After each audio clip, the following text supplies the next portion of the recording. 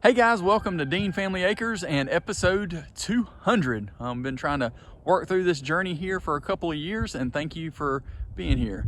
Right about here, we're going to be planting a Robinson crabapple today, so hopefully you will join us as we expand this edibles bed out. And also, we're really close to 2,000 subscribers. Whenever we reach that, we'll be doing a live. So if there's anything in particular you would like to see or hear about on our live when we do that, comment down below. Y'all enjoy the video today. Dean Family Acres.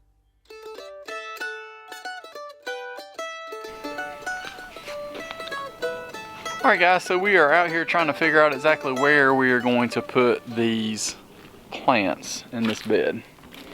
And so far, we've got a couple things planted and a couple things that we're kind of debating on.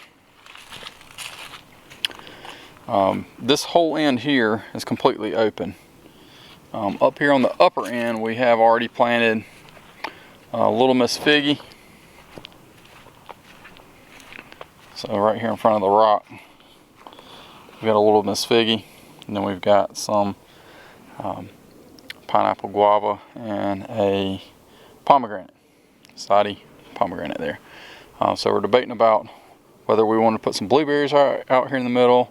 I'm actually planted this tulip poplar, and it was a bare root that I moved from over where the maple was, and I've kind of decided I don't want it here.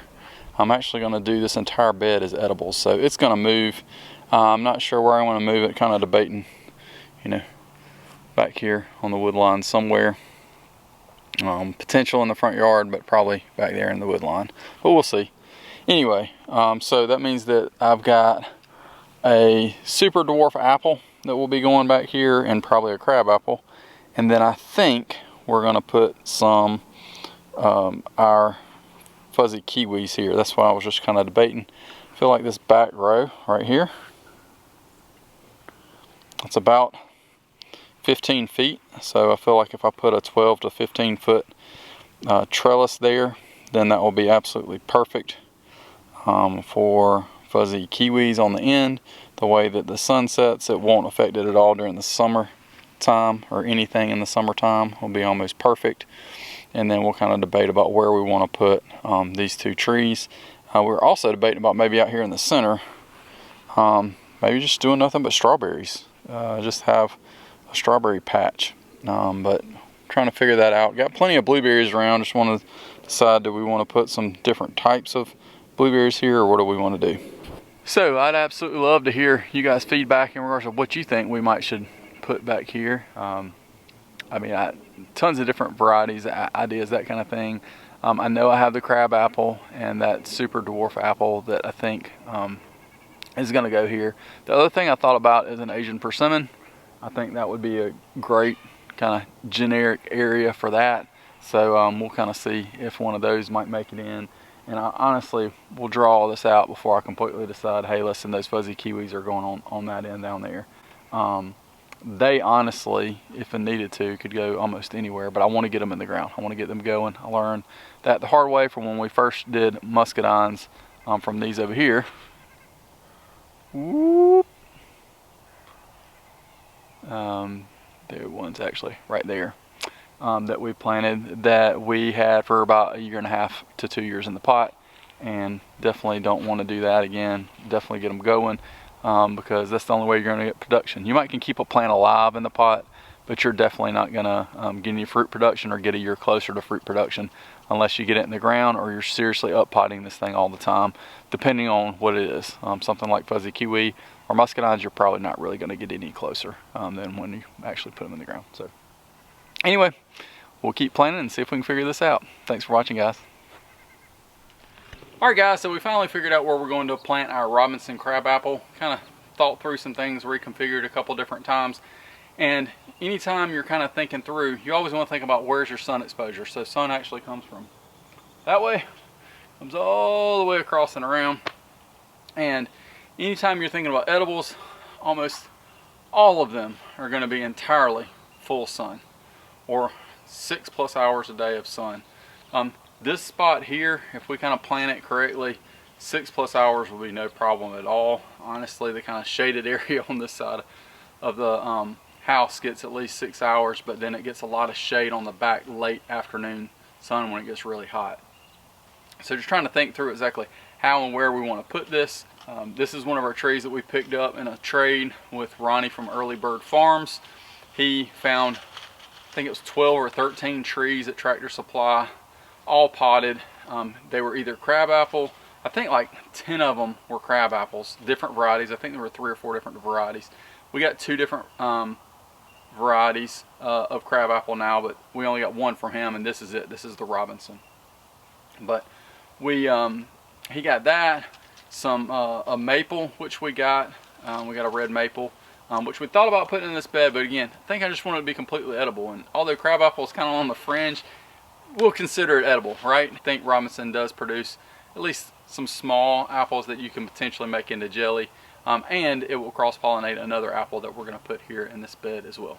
So we're going to plant this Robinson right in the corner so that the way the sun comes across, it will basically be shading over the Japanese maple and that kind of thing. It's not necessarily going to be shading some of these other areas. Hopefully, when you're planting things, you kind of think about those different perspectives. It's not just, that looks like a good place in my yard or my, in my house or park or wherever else you're trying to design, but that you're actually thinking through how it's going to impact.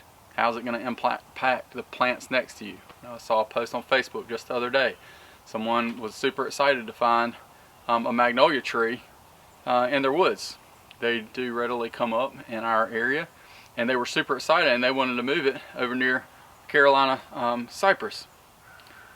The way they kind of at least explained it, it looked like they were going to be really close. You don't want those close to each other, just from a spacing perspective. So again, just think about that whenever you're trying to kind of think through, plan, and design your beds, your yard, the whole planting.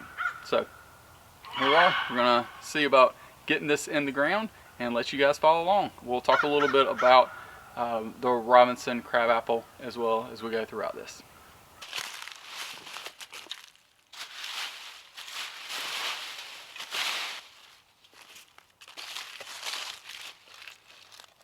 We have been trying to amend the soil a little bit. I've been putting some of my ashes from my fireplace on it because a lot of the soil did come down from the woods back there just to try and build this up. So it did have a little bit of an elevated bed sense to it. It does get a little wet kind of back over here in this corner. I kind of wanted to prevent that and also keep the water kind of coming down and around instead of coming straight to the shop. So again, just always kind of thinking about that. We also raked and put a good many leaves here. Hopefully they will compost some and also just be some good mulch. This oak tree drops a lot of leaves, and y'all know how oak leaves are. They will stay forever. But again, it's a free mulch slash potential compost in the future. They will break down, it'll just take them a while. Got some of our pine bark soil conditioner I'm going to mix in because this is mostly clay soil, as well as a little bit of black cow and some mushroom compost. Just what I have and what I picked up on discount. Y'all know me, I'm always looking for a torn bag. If I can save 50% and only lose 5% of the product, I'll make it happen.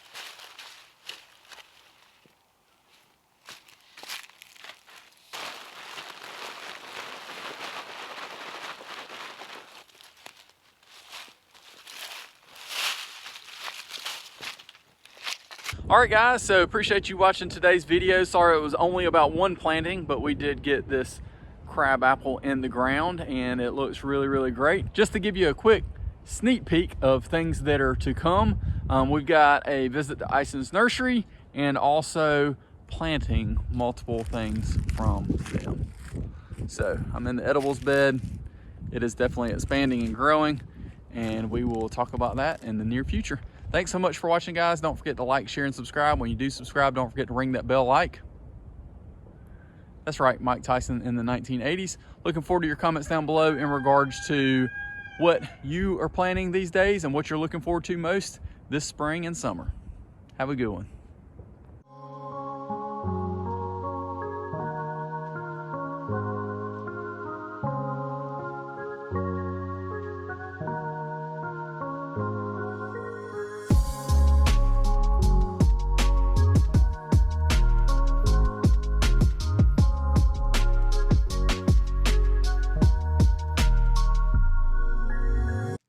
Here's a quick preview of next week's video as we're adding even more fruit trees and plants to our edibles bed.